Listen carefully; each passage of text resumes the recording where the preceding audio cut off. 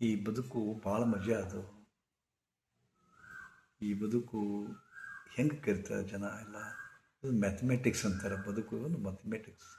ಇಲ್ಲಿ ಯಾರನ್ನೋ ಕಳ್ಕೊತೀವಿ, ಯಾರನ್ನೋ ಕೂಡಿಸ್ಕೊತೀವಿ, ಹೌದಾ?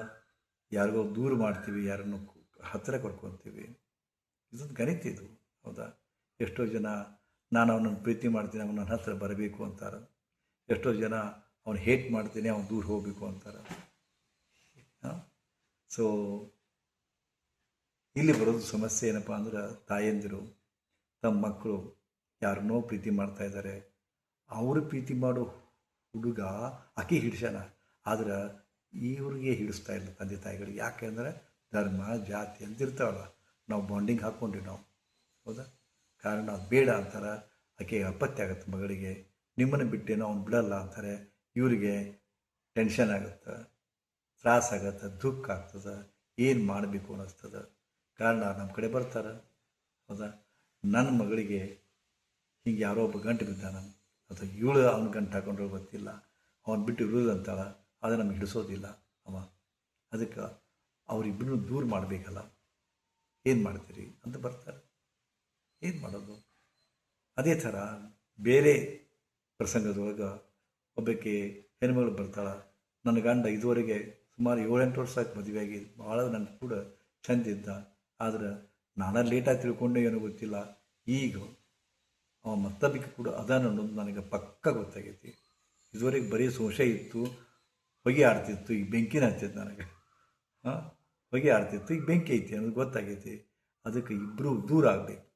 ಆಕೆ ಅವನನ್ನು ಬಿಡಬೇಕು, ಇವರು ಅವನನ್ನು ಬಿಡಬೇಕು ಆಕೆನ. ಹಂಗಾರೆ ಏನು ಒಂದು ನೀವು ಕ್ರಮ ಹೇಳಿ ಗುರುಜಿ, ಇಷ್ಟು ಮಂದಿ ಒಳ್ಳೇದು ಮಾಡ್ತೀರಿ, ನನಗೆ ಒಳ್ಳೇದು ಮಾಡಿರಿ. ಅಲ್ಲೇ ಮಗಳು ಮತ್ತೊಬ್ಬನ ಪ್ರೀತಿ ಮಾಡ್ತಾಳೆ, ದೂರ ಮಾಡಿ ಅಂತ ಬರ್ತಾರೆ. ಇಲ್ಲಿ ನನ್ನ ಗಂಡ ಮತ್ತೊಬ್ಬಕಿನ ಪ್ರೀತಿ ಮಾಡ್ತಾನೆ, ಅವನು ದೂರ ಮಾಡಿ ಅಂತ ಬರ್ತಾರೆ. ಇದು ಜೀವನದ ಗಣಿತದ ಚಮತ್ಕಾರ. ಇದು ಒಂದು ಕೆಲವು ದಿನಗಳ ಹಿಂದೆ ನಾನು ಕುಡಿಸೋದು ಹೇಳಿದ್ದೆ, ಈಗ ಕಡಿದು ಹೇಳ್ತಾ ಇದ್ದೀನಿ, ಹೌದಾ? ಏನು ಮಾಡಬೇಕಾಗಾದರೆ ವಿದ್ವೇಷಣ ಅಂತಾರೆ ಇದಕ್ಕೆ. ಮತ್ತು ಏನರ ಅದು ಇದು ಭೋಜಪತ್ರ ತೊಗೊಂಬ, ಬೈರ್ ತೊಗೊಂಬ, ಅದನ್ನು ತೊಗೊಂಬ, ಇದನ್ನು ತೊಗೊಂಬ ಅಂದ್ರೆ ನಿಮ್ಗೆ ತ್ರಾಸ ಆಗ್ಬಿಡ್ತದೆ.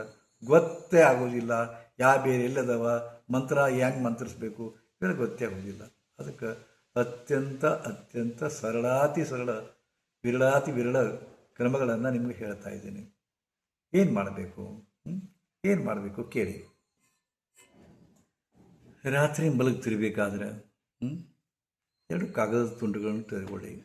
ಸಣ್ಣ ಒಂದು ಹೆಸರು ಬರೀಲಿಕ್ಕೆ ಹಾಕಬೇಕು, ಅಷ್ಟು ಸಣ್ಣ ಕಾಗದದ ತುಂಡುಗಳನ್ನು 2 ತಗೋಬೇಕು.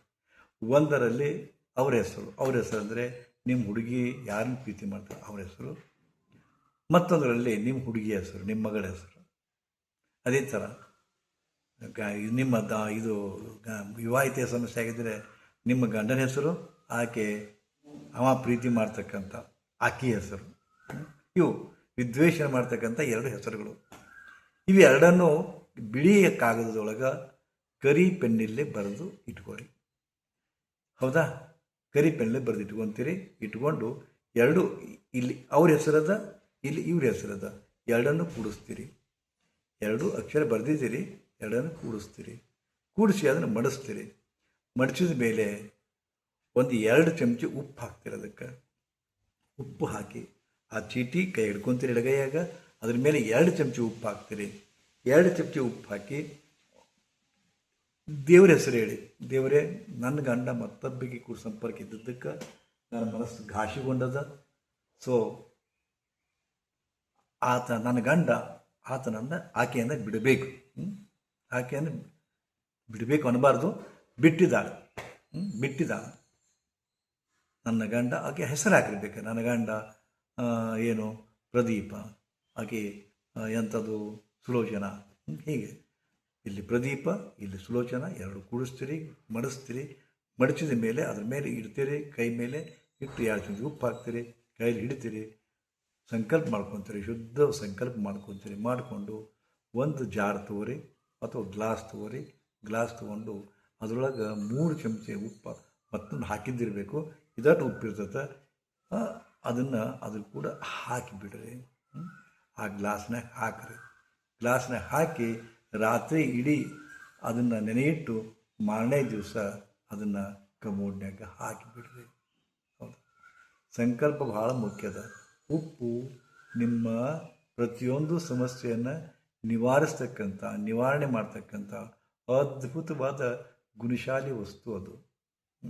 ನಿಮ್ಮ ಏನು ಆಸೆ, ಕೋರಿಕೆ, ಅಭೀಪ್ಸೆ ಏನಿರ್ತದಲ್ಲ, ನಿಮ್ಮ ನೋವು ತಳಮಳ ಏನದಲ್ಲ, ನಿಮ್ಮ ಭಾವನೆಗಳು, ಅದನ್ನು ಶಬ್ದಗಳ ಮೂಲಕ ನೀವೇನು ಹೇಳ್ತಿರಲ್ಲ, ಅದನ್ನು ಉಪ್ಪು ಕ್ಯಾಚ್ ಮಾಡ್ತದೆ. ಕ್ಯಾಚ್ ಮಾಡ್ಕೊಂಡು ಮ್ಯಾನಿಫೆಸ್ಟ್ ಮಾಡ್ತದೆ. ಹಂಗೆ ಆಗ್ತದೆ.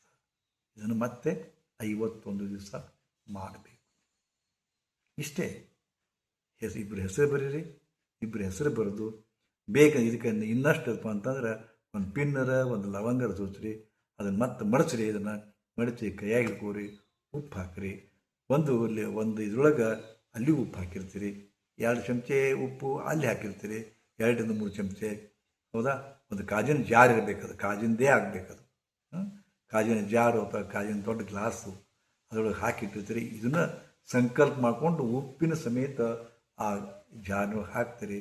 ರಾತ್ರಿ ಎಲ್ಲ ಇಡ್ತೀರಿ, ಬೆಳಗ್ಗೆ ಎದ್ದು ಕಮ್ಮೂರ್ಗೆ ಹಾಕ್ತೀರಿ. ಈ ಥರ 51 ದಿವಸ ಮಾಡಿರಿ. ನೋಡ್ರಿ ಮಜಾನೇ ಮಜಾ. ಏನೇನೋ ಆಗ್ತದೆ ಘಟನಾ. ಅವ್ರು ಹೆಂಗೆ ಕೂಡಿರ್ತಾರೆ ಗೊತ್ತಿಲ್ಲ, ಹೆಂಗೆ ಅವ್ರ ಮನಸ್ಸಿನಾಗ ಏನೇನೋ ಚಮತ್ಕಾರ ಆಗುತ್ತೆ ಗೊತ್ತಿಲ್ಲ. ಅವರು ಮುನಸ್ಸು ಬರ್ತದೆ, ದ್ವೇಷ ಬರ್ತದೆ, ತಿರಸ್ಕಾರ ಬರ್ತದೆ, ಮತ್ತು ನಿಮ್ಮ ವಸ್ತು ನಿಮ್ಮ ಕಡೆ ಬರ್ತದೆ. ಮಾಡಿ ನೋಡ್ರಿ, ಅತ್ಯಂತ ಸರಳ ಇದು. ಯಾಕಂದ್ರೆ ನಾನು ಎಷ್ಟೋ ಇಂಥವನ್ನು ಹೇಳೀನಿ. ಅವಾಗ ಬೇರೆ ಹೇಳಿದ್ದೆ, 4 ಬೇರು ತಗೋರಿ, ಸುಡ್ರಿ, ಜಾಲಿ ಹಿಡಿದು ಕೀಳ್ರಿ, ಆ ಮಂತ್ರ ಅನ್ರಿ, ಈ ಮಂತ್ರ ಅನ್ನ್ರಿ. ಎಷ್ಟೋ ಮಂದಿ ಒದ್ದಾಡಿದ್ರು, ಮಾಡೋಕ್ಕಾಗೋದಿಲ್ಲ ಅಂದರು. ಸೊ ಅತ್ಯಂತ ಇದನ್ನು ಮಾಡೋಕ್ಕಾಗೋದಿಲ್ಲ ಅಂದ್ರೆ ಅನುಭವಿಸ್ರಿ. ಎಷ್ಟು ಸರಳ ಮಾಡೋಕ್ಕಾಗೋದಿಲ್ಲಪ್ಪ ಅಂತಂದ್ರೆ ನೀವು ಕ್ಷಮೆಗೆ ಅರ್ಹರಲ್ಲ.